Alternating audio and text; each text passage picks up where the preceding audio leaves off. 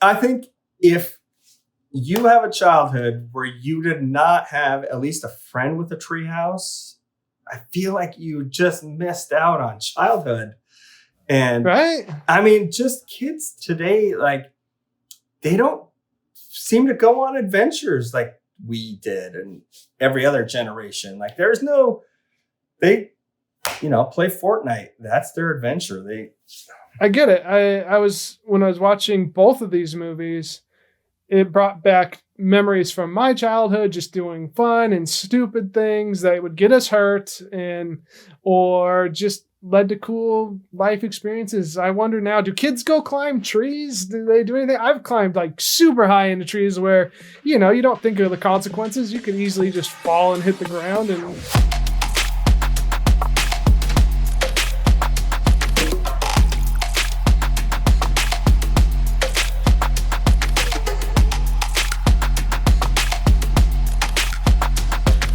Welcome to Dad's Talk Film, the show where we take clips from a new movie each episode and talk about how it relates to life, relationships, family, and whatever else comes to our mind.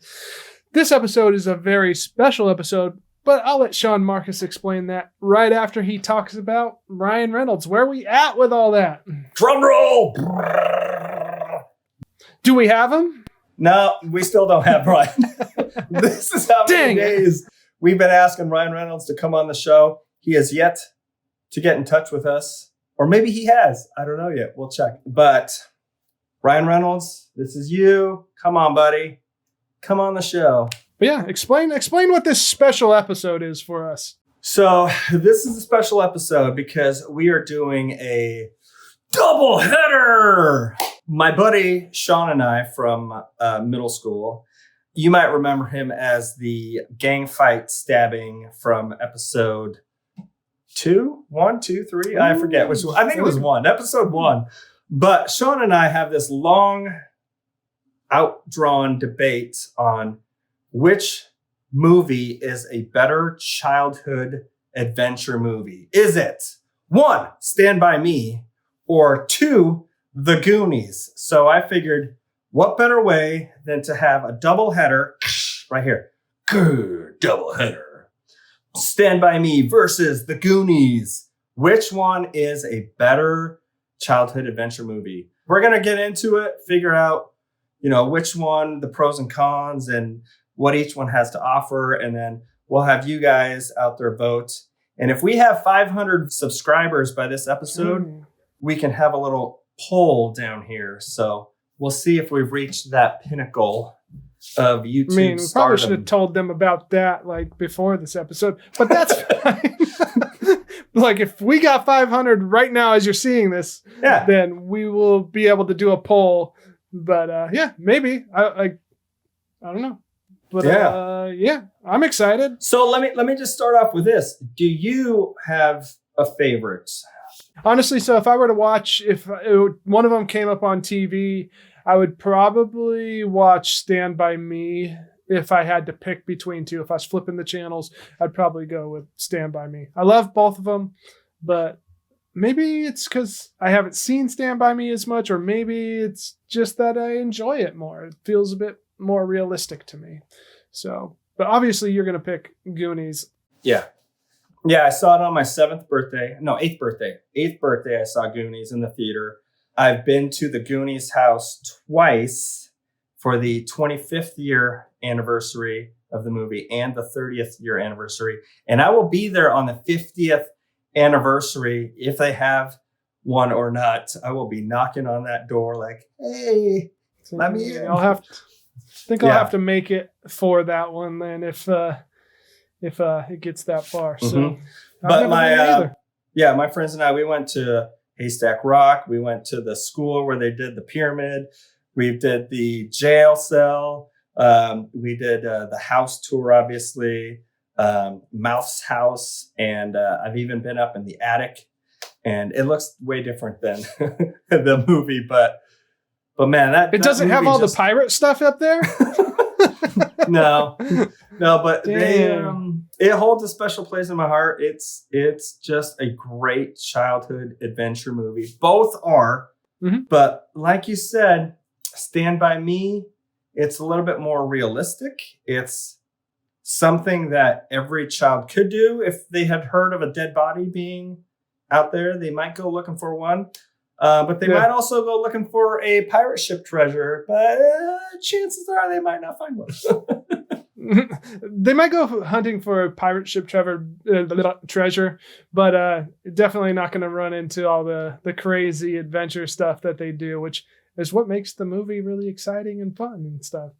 For me, Stand By Me, it's like set in 1959. And for me, the movie, it's an hour and a half. It's like, maybe that's why I like it too, is it gets to the point and it keeps you on a steady pacing for all the cool, realistic adventures that they go on. The kids feel a bit more realistic to me. Each one has a bit of household issues that I think we've all known kids when we were growing up that had specific issues, whether their parents were kind of dicks, or in Teddy's case, which is played by Corey Feldman, he had an abusive father that I think burnt his ear with an iron, which I think I've heard of in real life too, which is really sad. But they all have these little things. Chris, well, he's like the bad boy child, and is getting accused of stealing and stuff all the time. Gordy is the narrator, so he ends up being a writer of this whole adventure that they go on. But he has to deal with his brother having been in a car accident and passed away then. And then you got Fern, who is basically the Chunk equivalent to Goonies. I would say that Chunk is a much more entertaining character than Vern is. I don't know. You can talk about the kids in Goonies. Like, what's your thoughts? I mean, like you said, Vern being the chunky kid, I think we all have that, chunky, fun, clumsy friend from your childhood. True also in the Goonies, you've got Chunk, who is the fun-loving, goofy, clumsy friend. But, you basically got, you got Mikey, Mouth, Chunk, Data, and they are all living in Oregon, in Astoria, in, the bad part of town, the poor part, and their home is going to be ransacked by developers for a golf course, and they're trying to figure out a way to save their homes. And they stumble upon a treasure map in the attic, and they go looking for the pirate ship, One-Eyed Willie's treasure, so they could save the Goondocks and not have to move. So that's the basic premise of it. I think that the Goonies has similar kind of characters. They're relatable. I think that they're relatable. I think that they're, realistic characters to kids that I was friends with. I mean, they both had they're kind of the outcast kids on both of these movies. But whether they're outcasts or not, they have their own little crew, their own little group that they hang out with. Like in Stand By Me, they all hang out in a treehouse and smoke and, I don't know, look at porn and stuff as little kids, like all the secretive stuff you would do. And then in Goonies, they have their little crew, and this is their last outing together, and they want to make it big. And so, but Stand By Me, a little bit more realistic adventure to me that the kids go on. They hear about a dead body that got hit by a train, and so one of them goes, "You want to go see a dead body?" There's a $2,000 reward, I think. There's some sort of reward for finding this body. And, they just follow a train track down the whole thing. So not as exciting as all the slides and cool, like, pirate ships and traps and stuff that Goonies has. But it's definitely like an adventure I could see me and friends doing, going out and playing outside, and just whether that's just using your imagination or trying to be secretive and go out places that your parents tell you not to do, and you're not supposed to do it. Pretending you're sleeping at someone else's house when you're not sleeping at either's house, and you're off doing mischievous things. Yeah. I mean, it's totally relatable. I mean, what kid hasn't gone exploring down a set of railroad tracks and, put the penny down to get it squished, or just kind of see where it goes, or it's definitely relatable. coming across a dead body. I don't know. Have you ever seen a dead body? No, not in real life or anything. I mean, I think I've seen it in like videos and stuff. My friends and I were on a road trip for spring break, and we were staying at a KOA campground or something, and we were driving around, and there was all these cops around, and you just saw like a body like slouched over against the fence, and he had like blood all over him, and you could just tell he was dead. Yeah. We asked the manager of the campground, we're like, what's with the dead body over there? Oh, that's not a dead body. We're like, no, that's a dead body. It's clearly a dead body. No, I don't think I've seen a dead body. I mean, maybe a car accident on the side of the road, but I don't think I've seen like an actual body out. It'd be covered up and stuff. And then even at funerals and stuff for my grandparents and family like that, even if it was open casket, I always kind of refused to go see it. I didn't want to have that memory of them, and I don't want that to be my thoughts for them. No. Yeah, that's definitely more realistic than pirate treasure, but damn it, I want a pirate treasure to be real. It's definitely an epic adventure. Yeah. I love how Data glides in through the window. They have like a glider like attached from house to house, and it reminded me of my childhood because I actually had a glider in my backyard. My grandpa made it. It went from one tree to the other tree. Mm-hmm. We had a tree house also that me and my buddies used to hang out in. So I think maybe that's a little bit why I can relate to Stand By Me, because I remember hanging out in the tree house and even sleeping in it. No, I'm mixing both. Stand By Me, they have the tree house. I got sidetracked. They have the tree house and Stand By Me. Yes. Goonies, he glides over. Yay! So I just related to two things in both of the movies in one thought. But yeah, Data glides over. I had a glider from one tree to the other tree. And it's funny, the very first time I used it, I was a dumb kid. Yeah. I hung on to that thing the entire way and just smashed my face right into the tree instead of putting my feet down first to just get off. So that's what happened to your face. Mm-hmm. It's why it turned out the way it did. But I think if you have a childhood where you did not have at least a friend with a treehouse, I feel like you just missed out on childhood. And right? I mean, just kids today, like they don't seem to go on adventures like we did and every other generation. Like they play Fortnite. That's their adventure. No, I get it. When I was watching both of these movies, it brought back memories from my childhood, just doing fun and stupid things that would get us hurt or just led to cool life experiences. I wonder now, do kids go climb trees? Do they do anything? I've climbed like super high into trees where, you don't think of the consequences. You could easily just fall and hit the ground and tell stories and just hang out and draw. I used to hang out with my best friend growing up. We'd climb up onto the shed roof and we would just sit there and draw pictures up there or play our Game Boys. Like we were outside playing video games even when we were playing video games. So, but kids now, do they do any of those fun things? Do they go on adventures and do all that? I don't know.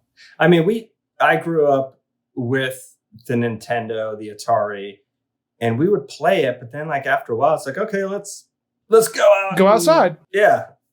Let's go build a fort. Yeah. Let's go on an adventure. Let's go swimming. Let's build a ramp and jump it. I mean, did you ever build ramps and jump them?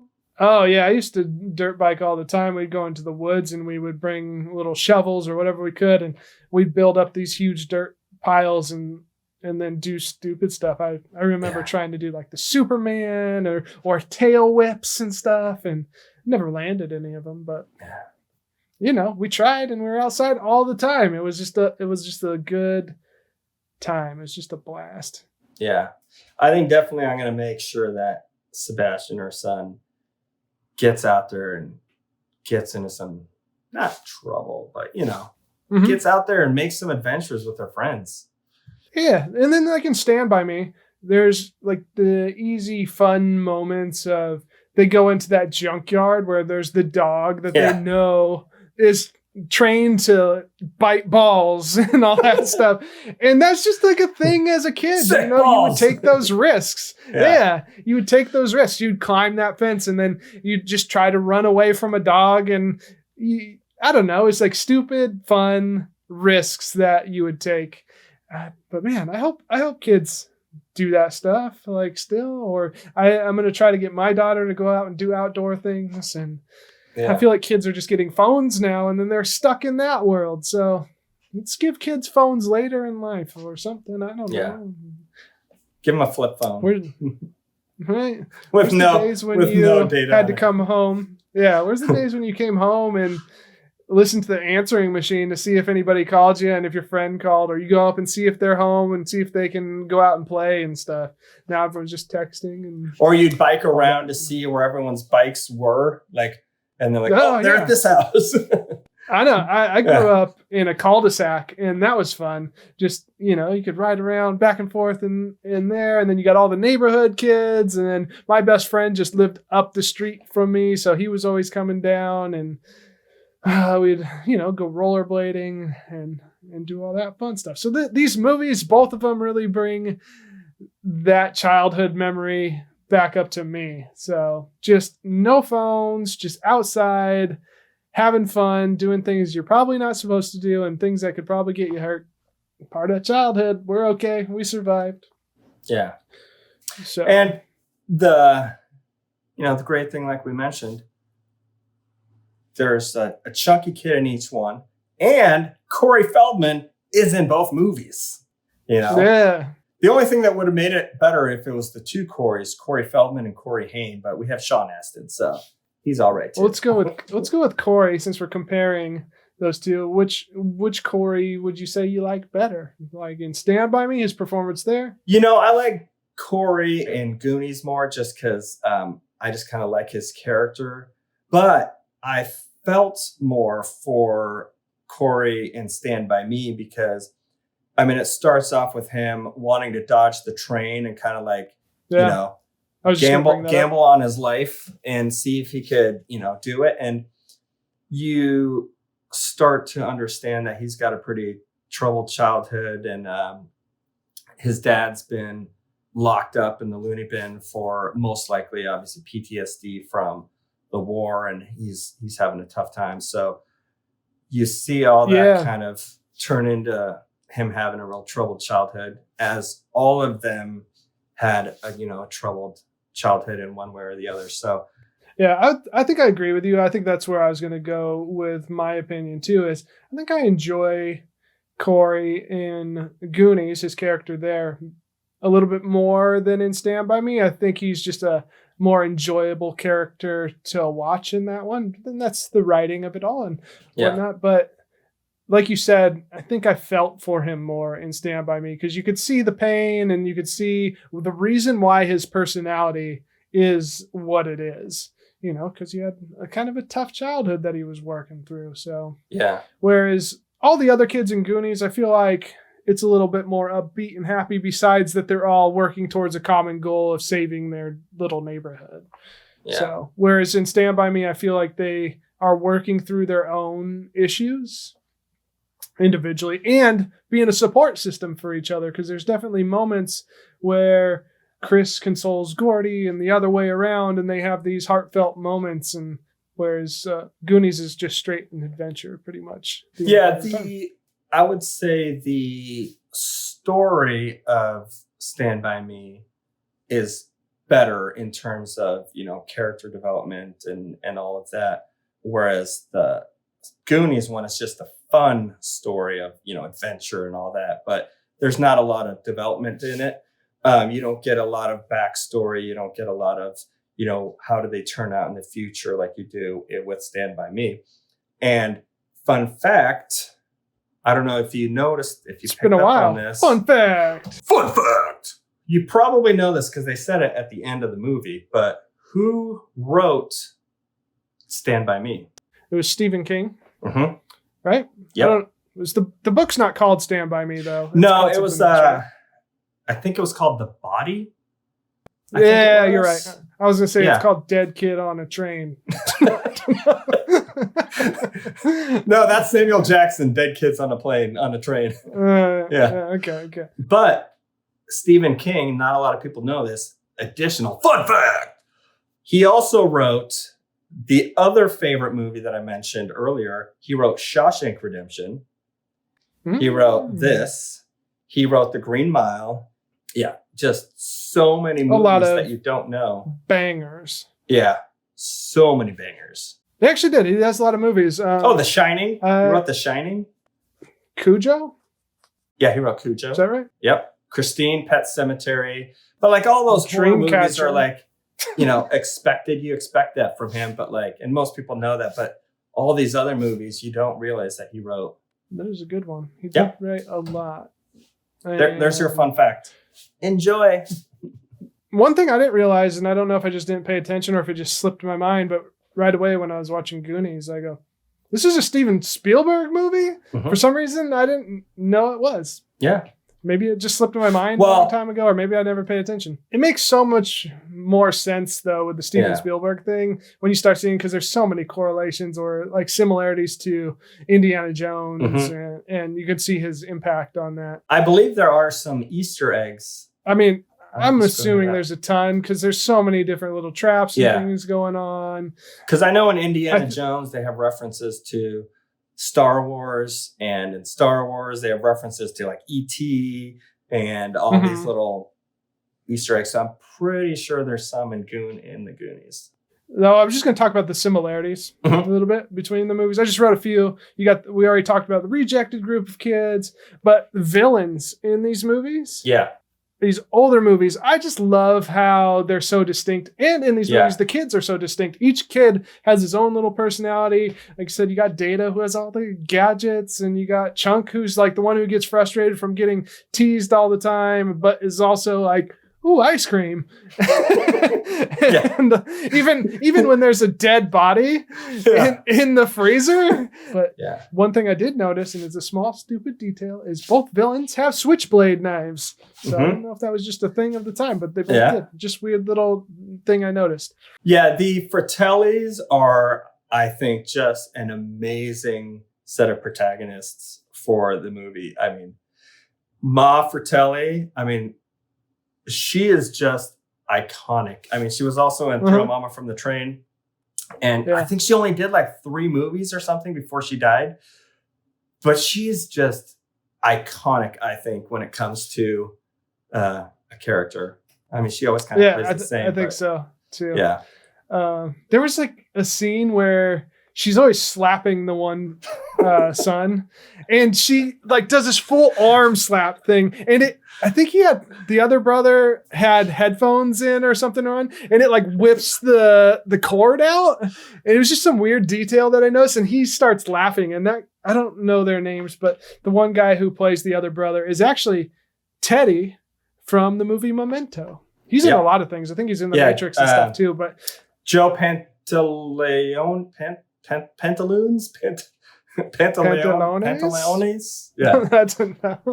But You're forgetting the greatest similarity that both movies had, and it's that both of them had barf scenes. They were talking about barf stories. Because in Stand By Me, there was the kid that was bullied who ate the pies and just started like projectile vomiting on everybody and got everybody else to throw up.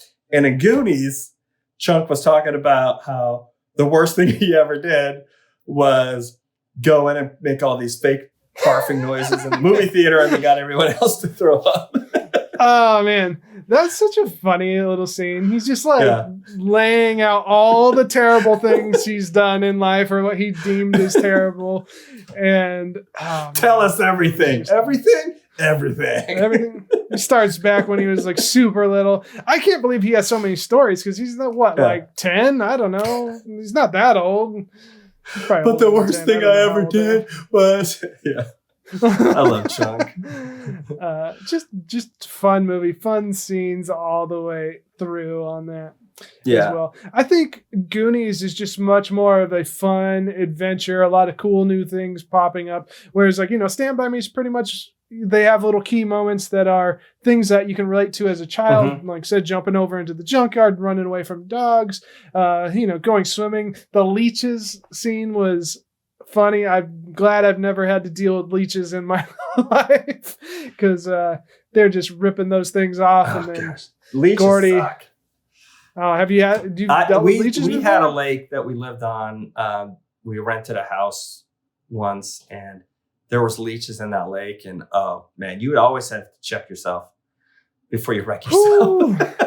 No, I don't remember those. I remember ticks. I can't remember. I think my brother had a tick on him once. Yeah. They like bury their head in your skin. It's just disgusting. I don't know if I've ever had ticks or anything, but man, a lot of bugs and stuff got to be all creepy. I know. Sucking on you and stuff. Yeah. I would say though that Goonies is way more quotable than Stand By Me. Like, I don't hear people quoting Stand By Me often, except for the boom, bada, boom, when he was walking on the stage. People quote that. Yeah. But they don't really quote anything else. But there's so many quotes from Goonies. Like, I can't look at a $50 bill without saying, $50 bill, $50 bill. Or, when you're at a wishing fountain or something, be like, but this is my dream, my wish, and it didn't come true. So I'm taking them back. I'm taking them all back. Like, there's so many quotes from Goonies. Hey, you guys. Yeah. The most quoted of the lines. Exactly. Yeah. Man, Sloth is a cool character as well. Again, and I can relate this back to like not judging a book by its cover. Like we talked about in the Shallow Hal episode. Yep. He looks intimidating. He looks scary, but he ends up being this huge softy that just protects the kids and befriends Chunk like crazy. I don't think they do a whole lot. I feel like I remembered they did a lot more than they actually did, but it's more about the kids. But he has some epic moments and stuff like so. And I just love the scene too, where they have all those pipe stuff going crazy and all that. And then he just shoves them all up and you hear all the cars and stuff crash. But here's the thing, even as a kid, I would pick out these like, well, that doesn't make sense. Or no, they flubbed that. That's wrong. But in that scene where they're like, have all these pipes, if they're going in there and laying that pipe, not a sexual innuendo, if they're laying all that pipe down there. They were trying to. Then whoever put that in there would have found that tunnel and eventually ended up finding the treasure. So I was like, how come they didn't go look for the treasure? Okay, so I had a question here. When I watched this movie, I never once questioned it in my life. The pendant that they line up with the rock, they got the lighthouse, and then the restaurant. Why would this specific skull pendant line up with some restaurant that didn't exist within the pirate times? Like it's something I never thought about once until last time I watched it. No, I thought of that when I was 8 years old watching it. I'm like, why would they build a restaurant and have the bottom of the furnace or the fire pit be the entrance to the tunnel? Like, why would they have that? Yeah, and then just goes through all these typical things. Like, why wouldn't whoever built that wishing well or dug that hole? Why wouldn't they be like, oh, there's a crazy tunnel down here with all these traps? Yeah. 3 people that should have found that treasure: the people that built the restaurant, the people that built the wishing well, and the people that put the pipe in there. Yeah. Exactly. They all missed out. I wonder if Mikey ever felt intimidated with Brand as his older brother, not just because he was bigger and stronger, but knowing the fact that he would grow up to be Thanos and wipe out half of the universe with a snap. Just one snap away. Yeah. Young Thanos. But I mean, both of these movies had a huge cast.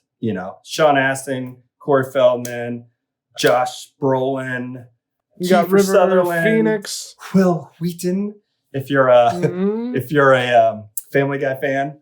Yeah, Jerry O'Connell, Richard Dreyfuss. I mean, huge cast. So yeah, kudos to both casting agents. But I would say that Goonies had way better.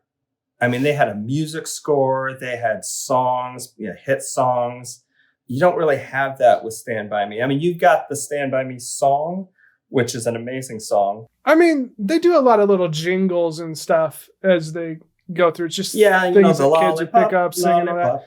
But nothing like huge like the Goonies. Yeah, Goonies has. Yeah, I mean, they didn't. I don't even know if they had a musical score in that movie. I don't remember. Do you remember there being like a music score? I don't know. I didn't pay attention to it, and I think too that's part of its job is to just guide you through those emotional waves and stuff. So it probably has something in it, but it probably just blended in really well, which should be the goal a lot of times with those types of movies. Cinematography, I think it goes to Stand By Me. It was all very beautifully shot. Yeah, I think so. They had had that very dreamlike memory state kind of vibe to it. It's a lot of backlit and soft focus. I think I just enjoy too in Stand By Me. I love the narration aspect of it. Like he's telling a story about it. And back when we did the Enemy Mine episode, I didn't talk about it, but I really loved the whole narration thing that they did with that. So I don't know, that's a place in my heart on that. It's just fun, and it gives it another layer, I think. Yeah, it really drives in the message of how important friendship is. And the way they end it with, I never had friends like I did when I was 12. And then like, does anyone? I mean, it really kind of rings true that, those childhood friends you make as a kid really, I mean, are you still friends with your friends? I've actually kept, oh man, I think I'm a rare case, but I've had a lot of my best friends from elementary school and all that. But I also think it was like a bad thing for me because I really held on to those friendships to the point where it made it more difficult for me to want to make other friends because I just held so deeply onto these ones. But I've had friends since elementary school and stuff. But now that I'm in California and all that, kind of had to venture out a bit more. It kind of forced me into the thing. But I'm 36 and I'm still having to like deal with that because I held on to these friends for so long. But I did relate to the part at the end of Stand By Me when he's talking about after that time or after that summer, they go to school and then they're just couple of them kind of hang out. A couple of them go off and do their own thing in other groups, and they're just another face in the crowd. And that was interesting because it's something you can totally relate to because in school, I had people I hung out with 1 year, and then the next year you're not hanging out with them for whatever reason. It's not like you disliked the person. You just got into your own little groups and you moved on into your own little life. So that was a really realistic thing for me.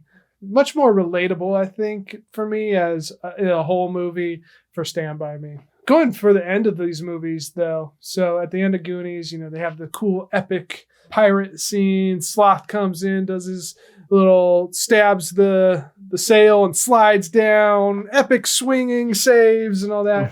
Then, the kids and everything get to escape and all that from Sloth holding up the rock at the end.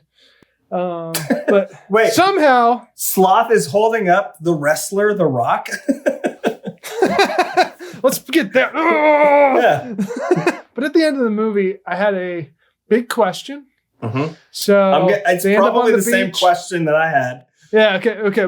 Maybe we'll see. So they all get to the beach, and then all of a sudden, there's all these news reporters, and everybody in town somehow knows that they just came out of that area. These kids have been gone forever. But my main question is, how did Chunk's mom know to get pizza before she went to the beach to bring it to Chunk because he was going to be hungry? His favorite thing from Domino's. Well, that was not my question, but that just goes. But that is also I was like, man, where'd that pizza come from? She knows and loves her son and knows that he wants pizza.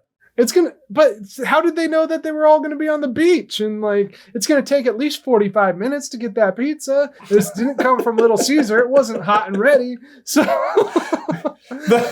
the thing that I always not wondered about it, but at the beach that I noticed was when they're signing the contract and he tears it up. He tears it up into like 4 pieces and then he throws it up in the air. But then all of a sudden from behind, you see like just thousands of tiny little pieces of paper. I didn't even notice that part. Yeah. I'm still focused on that pizza box.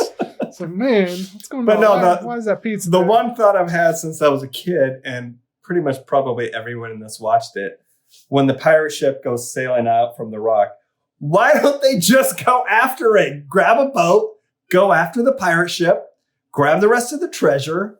Right? Yeah. Man, somebody probably did. It's probably the people that were trying to take over the neighborhood with their golf course. They probably sent a boat out there and said, now we got all the money. Yeah, you guys can't buy it out. I wonder what did happen to that. Contract. I wonder what happened to that pirate ship, though, after the movie. I'm going to have to look that up because I'm kind of curious now. I'm surprised you didn't go to it. They should need to make it like a hotel stay or something. But the what I did find out on the tour was that Sean Astin was given the map, I think, by Steven Spielberg, and he had it for a long time. And then his mom cleaned his room and thought it was junk and threw it away. Like the most iconic piece of memorabilia from a movie almost ever. Just in the trash. What's this piece of garbage? She just wanted to keep all the treasure for herself. That's what it was. I know. Oh, another question in Goonies I had. So there's it's the trap where the booty Sean trap? Astin sticks his hand. Yeah. You mean, he sticks his hand in and it locks on his arm. Yeah. And then Data falls down a hole that has spikes. And then that's like, man, that little plastic. The pinches of power. Pinchers. Yeah. Man, those things are that's tough. got a grip. Yeah. And that slinky that holds it together. Yeah. Woo, just the right length with all the spikes. But I wonder how did he get his hand out of that trap? That's what I want to know. Because it closed around it. It was like... Maybe it just let go after everything else. Or maybe he stopped hanging onto the thing and just... he just slipped his hand out because he's a kid. Yeah.